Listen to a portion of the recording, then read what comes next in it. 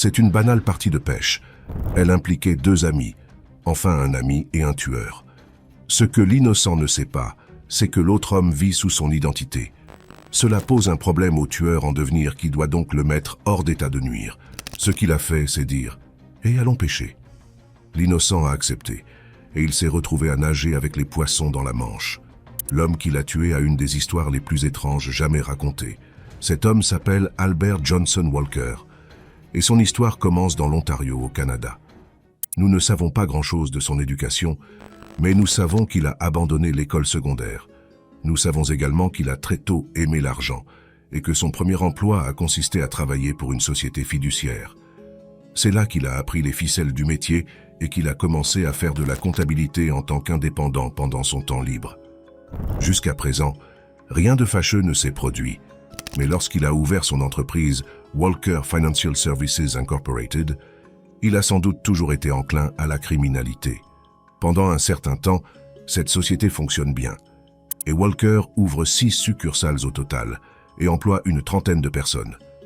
Mais en 1986, une action dans laquelle il avait beaucoup investi a fait faillite, ce qui a fait perdre à de nombreuses personnes l'argent qu'elles lui avaient confié pour qu'elles investissent. On dit qu'il a escroqué environ 70 de ses clients canadiens pour un montant de 3,2 millions de dollars. Il était doué pour obtenir l'argent des gens, et une partie de sa ruse consistait à gagner la confiance des gens. Qui ne le croirait pas?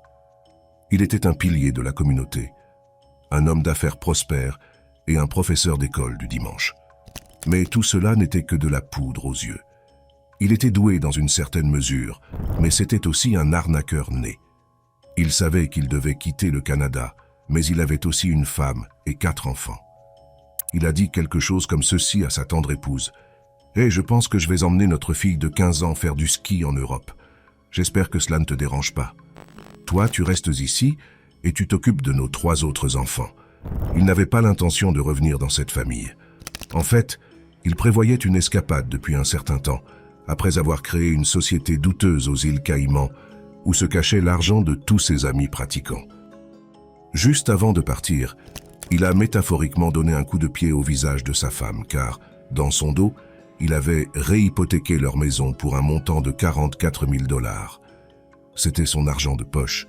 Tout cela n'a pas échappé à la police canadienne, mais il semble qu'elle ait toujours eu une longueur d'avance sur cet escroc. Lorsque Walker s'est envolé pour l'Europe avec sa fille, il est rapidement devenu le criminel le plus recherché du Canada, et il figurait également en bonne place sur la liste des personnes les plus recherchées par Interpol. Que fait-on lorsque le monde entier nous cherche? On change de nom, bien sûr. Albert Walker est parti au Royaume-Uni et est devenu M. David Wallace Davis. Ce nouvel homme s'est retrouvé à Londres, où il a montré à tout le monde qu'il était un riche entrepreneur. Il était très mondain et savait se faire des amis, tout comme il l'était au Canada lorsqu'il impressionnait tous ses copains dévots. Tout cela n'était que de la comédie, bien sûr, mais les Britanniques l'ont adoré. L'une des personnes qu'il a rencontrées s'appelait Helen Boyes, et elle était réceptionniste pour un commissaire-priseur de Beaux-Arts dans un endroit appelé Harrogate, dans le Yorkshire du Nord. Il s'agit d'une charmante région du Nord industriel que certains Britanniques qualifieraient d'endroit huppé, juste à côté de la grande ville de Leeds. C'était l'endroit idéal pour Walker, devenu Davis, pour commencer une nouvelle vie d'escroc. La femme à qui il a parlé et qui vivait là lui a dit qu'elle avait un petit ami et qu'il était fanatique du Canada. Ce type, nommé Ronald Platt, avait même une feuille d'érable tatouée sur la main. Elle dit à Davis qu'elle et son petit ami ne demandaient qu'à s'installer au Canada. « Je peux peut-être t'aider », a répondu Walker. Walker et Platt se sont lancés ensemble dans la création d'une entreprise à Harrogate, qui n'était qu'une extension de l'entreprise de réparation de téléviseurs de Platt. Ils sont devenus partenaires, et nous supposons que Walker a investi une partie de l'argent volé dans l'entreprise. Platt, cependant, a toujours été agité, et il voulait vraiment partir au Canada. Pendant ce temps, on peut se demander à quoi pensait la jeune fille de 15 ans. Eh bien, elle avait vieilli de quelques années, et croyez-le ou non, Walker prétendait qu'elle était sa femme. Elle avait même 2 enfants, mais elle n'a jamais révélé s'ils étaient ceux de son père. Nous vous avions prévenu qu'il s'agissait d'une histoire sombre. Elle devient encore plus sombre. Platt veut aller au Canada et Walker est un maniaque. Le maniaque dit à l'innocent qu'il paiera pour son déménagement au Canada. « Waouh !» pense Platt, « quel homme formidable !» Walker dit qu'il n'y a qu'une chose à faire. Si Platt veut partir au pays de la poutine et des hivers rigoureux, il devra d'abord signer quelques accords concernant l'entreprise. Walker a également dit à Platt que pour faire fonctionner l'entreprise, il aurait besoin de son permis de conduire, de son cachet de signature et de son acte de naissance. Oui, cela semble terriblement douteux, mais Walker était extrêmement doué dans l'art de l'escroquerie. Platt est parti au Canada au début des années 90, mais ce n'était pas une terre de lait et de miel pour lui, et il a rapidement connu des difficultés financières. Pendant ce temps, Walker vivait au Royaume-Uni sous le nom de Monsieur Platt, de Walker à Davis, en passant par Platt. Il avait des documents falsifiés et cela lui a bien réussi. Le problème dont nous avons parlé dans l'introduction se pose maintenant. Ronald Platt est revenu au Royaume-Uni sans un sou et voulait y refaire sa vie. Seulement, Harrogate n'est pas assez grande pour deux Ronald Platt. L'un d'entre eux devait partir. À cette époque, le vrai Platt pense que Davis est toujours Davis, et lorsqu'il est invité à faire une partie de pêche sur un bateau, il accepte. C'est l'été 96 et c'est le bon moment pour aller pêcher. Les deux hommes partent sur ce bateau appelé The Lady Jane et naviguent sur la Manche. Tout ce que nous savons, c'est qu'au cours de ce voyage, à un moment donné, Walker est passé derrière Platt et l'a assommé. Il était sorti, mais toujours dans le bateau. Walker a ensuite attaché une ancre de 4,5 kg à la ceinture de Platt et a jeté le corps par-dessus bord. Bon débarras, pensait le faux Platt. Maintenant, je peux redevenir toi. Et cela aurait pu être le crime parfait. Au Canada, des policiers recherchent Walker et, sur le bateau, un homme se fait passer pour Platt et est sans aucun doute fier de son crime. Le problème, c'est que le vrai Platt portait une montre lorsqu'il a été jeté par-dessus bord. Cela ne vous semble peut-être pas grand-chose, mais 2 semaines après avoir été jeté à la mer, un pêcheur a retrouvé le corps. À l'époque, il était méconnaissable et la police n'avait aucune idée de l'identité de la personne retrouvée. Ce qu'ils ont trouvé, en revanche, est toujours en bon état. C'est une montre sur la main du cadavre. Il s'agissait d'une Rolex et nous ne parlons pas d'une de ces contrefaçons que l'on peut acheter sur les marchés nocturnes cambodgiens. Les policiers ont d'abord pensé à un suicide, mais il fallait trouver l'identité de ce corps à moitié dévoré par les poissons. Pour ce faire, ils se sont penchés sur la montre. Si vous avez une montre très chère, vous avez l'habitude de la faire réviser. Et les policiers ont donc cherché des marques de révision sur la montre. Ils en ont trouvé et se sont rendus dans le magasin où la montre avait été révisée.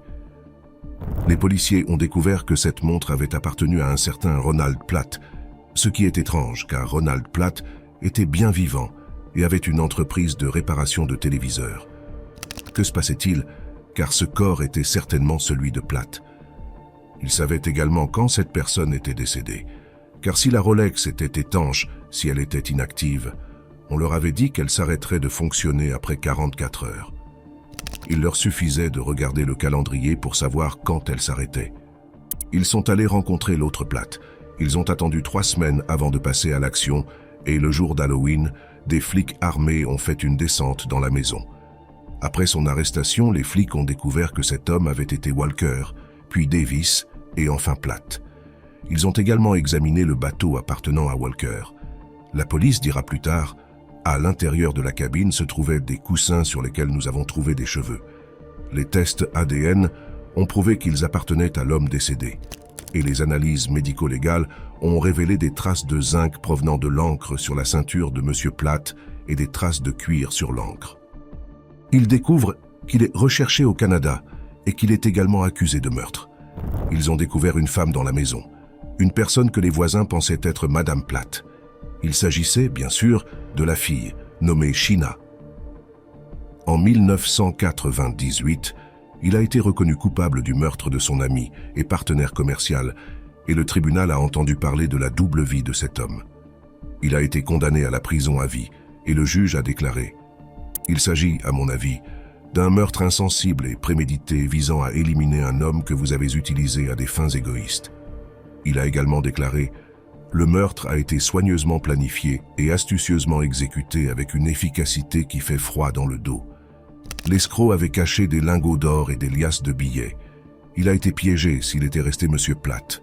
Quant à sa fille, elle a fait son coming out quelques années plus tard et a déclaré aux médias canadiens que son père était un homme diabolique.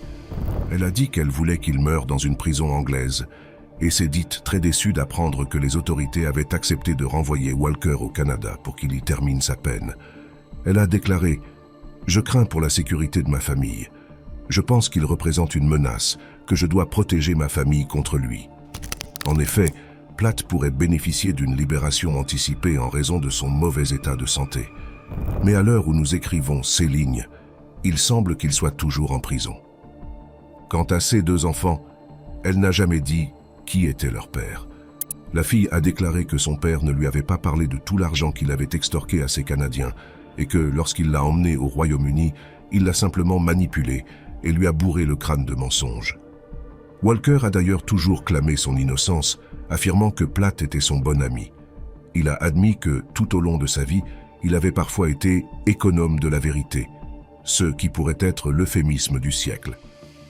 Merci d'avoir resté jusqu'ici. N'hésitez pas à cliquer sur l'une des vidéos à l'écran pour plus de contenu similaire.